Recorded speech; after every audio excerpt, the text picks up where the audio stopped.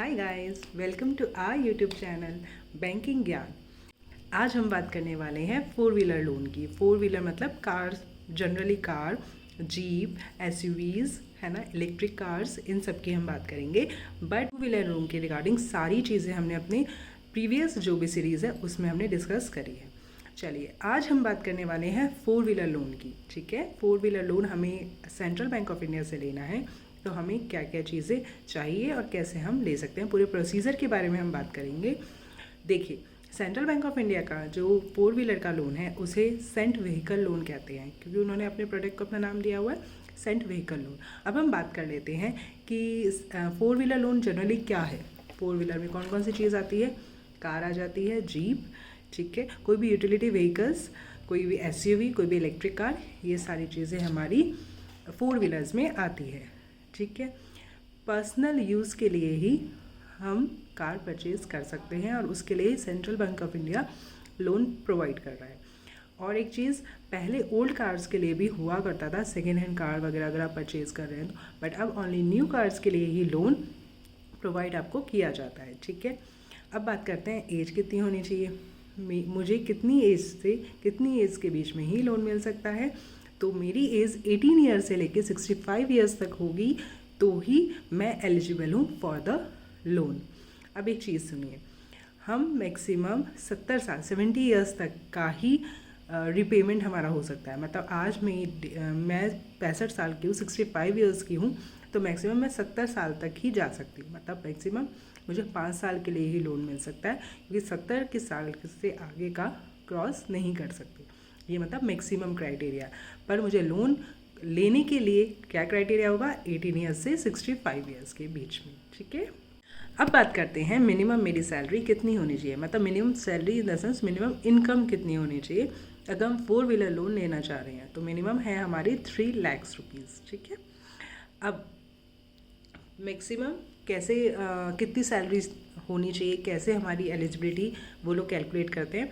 तो अगर मैं सैलरीड हूँ, मुझे सैलरी मिलती है, तो मुझे पर मंथ की जो ग्रॉस सैलरी है उसका 24 टाइम्स तक का लोन मिल सकता है। ठीक है, और अगर मैं नॉन सैलरीड हूँ, मतलब कि मैं बिजनेस पर्सन हूँ या कहीं और कुछ और मेरी सोर्स ऑफ इनकम है, तो वो होता है पिछले 2 साल की जो मैंने ITR फाइल करी है उसका एवरेज का ट्वाइस।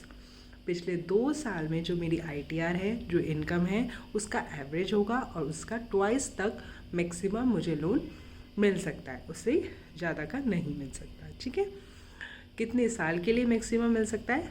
7 ईयर, यानी कि 84 मंथ। 84 मंथ के लिए आपको याद होगा हम जब टू व्हीलर वाली केस डिस्कस कर रहे थे तो उसमें मैक्सिमम 60 मंथ्स थे, मतलब 5 साल थे। बट फॉर फोर व्हीलर हमें 7 साल के लिए लोन मैक्सिमम मिल सकता है। अब बात कर लेते हैं मार्जिन की। मार्जिन क्या होता है? मार्जिन ये होता है कि जो अमाउंट ऑफ मनी मुझे मिलाना है और या जो amount of money bank maximum मुझे देगा। जैसे आपकी कार की कीमत अगर 100 रुपये है, तो ऐसा नहीं है कि बैंक आपको 100 रुपये देगा। बैंक आपको मार्जिन अपने हिसाब से देना पड़ेगा। मतलब बैंक मार्जिन काट के आपको पैसे देगा। जैसे कि अगर आप 25 लाख तक का लोन ले रहे हैं तो आपका मार्जिन है 10%, मीन्स 10% ऑफ द अमाउंट आप पे करेंगे, बाकी का 90% बैंक लोन देगा। अगर आपकी कार की कीमत 25 लाख से ज़्यादा है तो 20% मार्जिन है, मीन्स 80% बैंक लोन देगा। अब बात करते हैं लोन अमाउंट की। देखिए, ये चीज़ हमने टू व्हीलर वाले में भी डिस्कस किया था कि बैंक जो लोन अमाउंट है या फिर आपका जो व्हीकल का अमाउंट है ना, वो क्या कंसिडर करता है।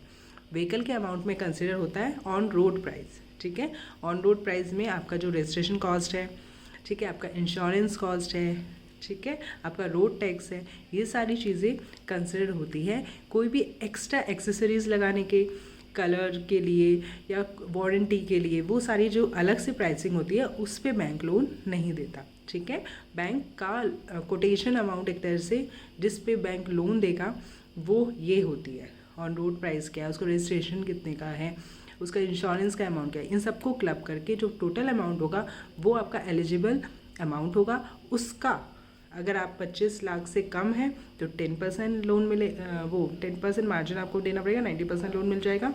और 25 लाख से अबव है तो 80% बैंक लोन देगा, 20% आपको अपने पास से मिलाना होगा। ठीक है, अब मैक्सिमम देखो, जब भी बैंक लोन प्रोवाइड करता है ना, तो उसमें एलिजिबिलिटी निकालते हैं, ठीक है, कि आपको मैक्सिमम कितना मिल सकता है। तो उसमें क्या होता है, देखो कोटेशन अमाउंट हो गई भाई, आपका कोटेशन सपोज 25 लाख का है, तो 25 लाख आपने कोटेशन लिया है, ठीक है। आपकी एलिजिबिलिटी कैसे बन रही है कि आपकी सैलरी या नॉन सैलरी जो भी आप हो, उससे आपकी इनकम कितनी है, ठीक है, वो होगा। और मैक्सिमम आपका कितना हम दे सकते हैं, तो इसमें मैक्सिमम क्या है, 2 करोड़ तक है, ठीक है। 2 करोड़ से ज़्यादा आपको व्हीकल लोन के लिए, 4 व्हीलर के लिए नहीं मिल सकता, ठीक है।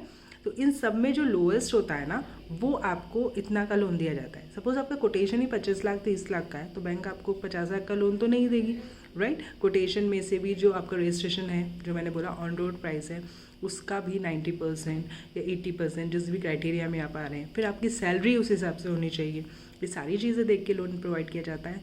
तो जो भी हमारा सर्कुलर है, जो भी बैंक रूल्स देखती है, उसके हिसाब से 200 लाख मतलब 2 करोड़ से ज़्यादा का लोन सही सेंट व्हीकल में नहीं मिलता है, ठीक है। अब हम बात करते हैं प्रोसेसिंग चार्ज की। कोई भी अगर हम लोन लेते हैं तो उसमें प्रोसेसिंग चार्ज लगता है, पर कभी कभी फेस्टिवल सीजन के round processing charge wave of भी होता है। बैंक खुद ही वो करती है, फैसिलिटी देती है कि वो वेव ऑफ कर दिया जाता है ऑफर की तरह। बट सेंट व्हीकल लोन में वैसे जनरली जो प्रोसेस चार्ज है वो है 0.50% ऑफ द लोन अमाउंट, ठीक है।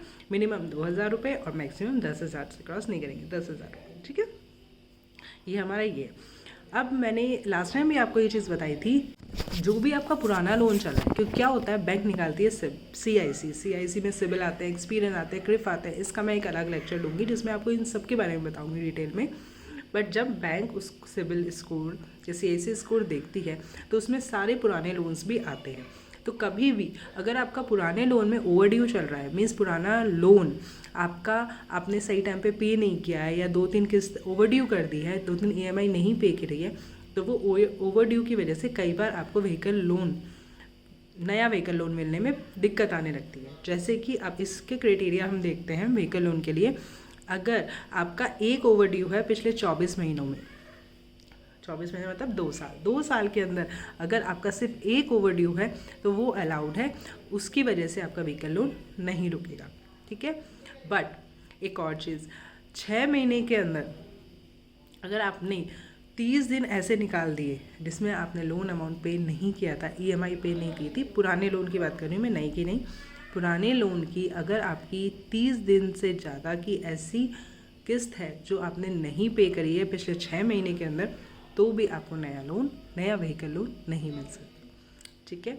अगर आपका क्रेडिट कार्ड कोई ओवरड्यू चल रहा है, 10,000 तक का अमाउंट है, तो ठीक है, वो BM अपने हिसाब से उसको इग्नोर करके आपको लोन दे सकता है। इसलिए इस बात का बहुत अच्छे से ख्याल रखिए कि पिछले लोन्स आपके सही टाइम पे हों, कोई ओवरड्यू ना हो, ताकि वो आपके सिबिल में, आपके CIC स्कोर में प्रॉब्लम ना करे और आपको नया लोन लेने में कोई प्रॉब्लम ना हो, ठीक है। लास्ट हमारा बचा है rate of interest. Rate of interest क्या है, मैंने आपको पहले ही भी बताया था। रेट ऑफ इंटरेस्ट रेटिंग पे और आपका CIC स्कोर पे डिपेंड करता है। तो अगर आपका CIC स्कोर 800 से ऊपर है, 800 या 800 से ऊपर है, तो आपको रेट ऑफ इंटरेस्ट लगेगा 9.25। और अगर आपका स्कोर 700 या 725 के अराउंड है, तो आपका लगेगा 10.15। रेट ऑफ इंटरेस्ट इसका वेरी करता है 9.25 टू 10.15। तो इसलिए मैंने कहा हमेशा अपना सिविल स्कोर अच्छा रखिए, अपनी रेटिंग अच्छी रखिए, इस बेस पे आपका रेट ऑफ इंटरेस्ट भी कम चार्ज होता है, ठीक है। सो गाइज, मैं उम्मीद करती हूँ कि मैंने आपको सारी चीज़ें बता दी है। अगर फिर भी आपको कोई क्वेरी हो, कोई चीज़ पूछनी हो सेंट्रल बैंक के सेंट व्हीकल लोन के regarding, 2 wheeler loan, 4 wheeler loan के रिगार्डिंग, कुछ भी अगर आपको पूछना है तो आप कमेंट करके पूछ सकते हैं। मैंने यहाँ कोशिश की है आपसे सारी जानकारी शेयर करने की। फिर भी अगर कोई दिक्कत हो तो आप मुझे कमेंट करके बता सकते हैं, ठीक है guys. Okay then, like share and subscribe my channel.